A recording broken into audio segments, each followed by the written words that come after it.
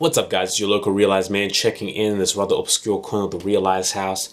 And I wanted to talk about procrastination today and the mindset behind it.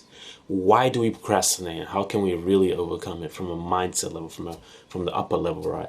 And this video was inspired by this conversation I was having with my girlfriend the other day. We were talking about a friend of mine who has got the potential to be great. He's a very smart guy, but this procrastination problem has crippled that.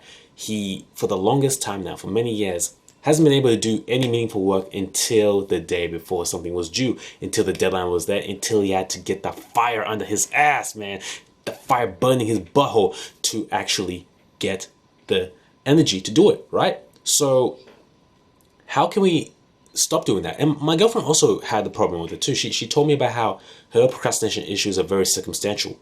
When she's in an environment that facilitates good work, whether it's university or her work, she can do the work. Or when she's working with me, she can hustle and get it done. But when she's alone and she's got YouTube and, Instagram and, Migos and Quavo and all these other things that are distractions, she can't do the work. So I'm going to talk about what is going on behind that right now, guys. You see, procrastination is a mental problem. Not a mental problem as in like schizophrenia or something, but a mental problem that derives from the mind. There are a few factors at play at any given time when you procrastinate. Two of the biggest ones I've noticed are self-image, right? You've identified your self-image with that of a procrastinator. You've identified a chunk of your ego as someone who procrastinates. So when you look back into your memory banks and you reflect on your childhood and you reflect on your teens and you reflect on your young adulthood, all you remember or all you see is you procrastinating. So it's very easy to think that it's just a default state, that's a character trait of yourself, that you are a procrastinator. So when something pops up, now you have the excuse to lean on. You can just say to yourself, that's not me. I can't do it right now. I have to wait till the last minute. It's just the way I do things. I can't do it right now. That's not me.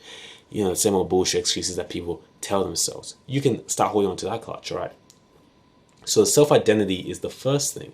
The second thing is something that comes from neuroplasticity. We talked about how your brain reforms itself, right? Science has proved it. We've discussed it before in previous videos.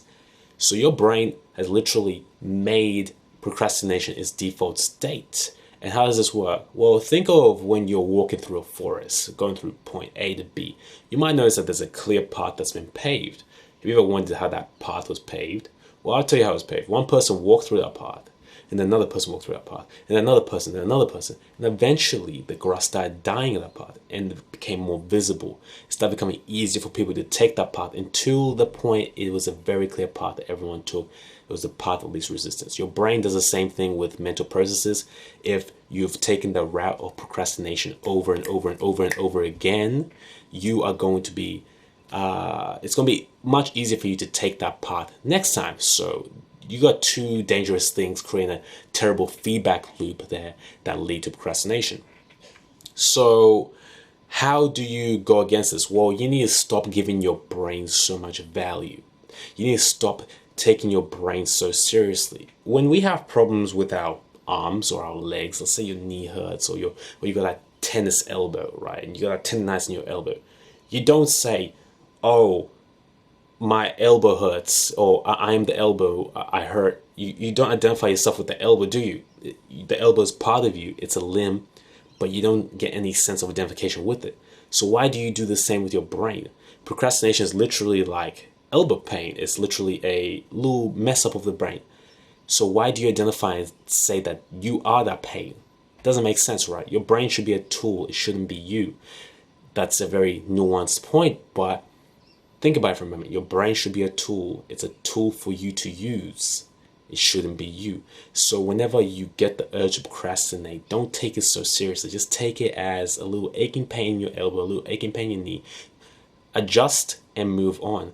Some tools for you to use right now. I've got two tools that, or two different mindsets that might help you.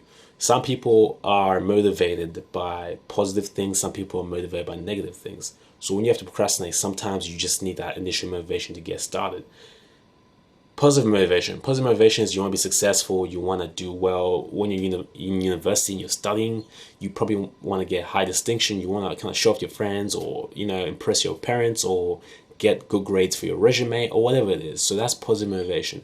Negative motivation is the fear of loss. You don't want to lose where you're at, or you don't want to end up worse off than you're at. You don't want to be on the streets. You don't want to be a bum. You don't want to be an embarrassment. So you need to figure out which one of those two motivations affects you more. Which one do you respond to more? And try use that as the basis of the initiation to overcome procrastination. So if you're feeling the urge to overcome procrastination, just use one of those motivations, and then maybe use the 3-second rule. The 3-second rule means that you're going to give yourself 3 seconds to just start the thing.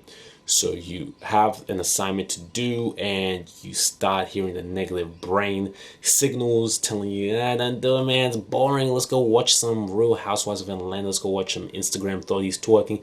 You give yourself 3 seconds. You said, nope, 1, 2, 3. You start walking towards your desk, and you start doing the work. The biggest problem with procrastination, half the time, is just starting. Once you can get started, and once you can stop taking your brain so seriously, you're going to realize that it's not that bad, that it was all some bullshit that your brain was creating. And the more times you do that, the more ingrained those pathways get, and it becomes quicker and quicker for you to take those pathways. For me, I'm at that stage now where I don't really have to worry about procrastination with things that are truly important. I still procrastinate with a lot of little bullshit, but when it comes to these TRM, Realize Man videos, when it comes to blog posts, my email lists, I don't procrastinate. When it comes to doing certain things, I don't procrastinate, because I see the value in those things, and I've trained my brain to take those things very seriously. So it's no longer a matter of effort. It's just a matter of reflecting, of reacting, and getting it done. Anyway, I know that's a lot of process, guys, but I want to be quick and candid with you, give you some value this morning before I head off to uni. So I'll be seeing you guys next time. Peace. So this is the end of the video. You must have really liked it if you got this far. Yeah, am I right? Yeah, I'm right. Okay. If you liked it, please click subscribe and hit the post notifications, because YouTube is doing this weird thing right now where if you subscribe, it doesn't even show you my videos. Very strange stuff. But yeah, click those post notifications. Well, good. Till next time.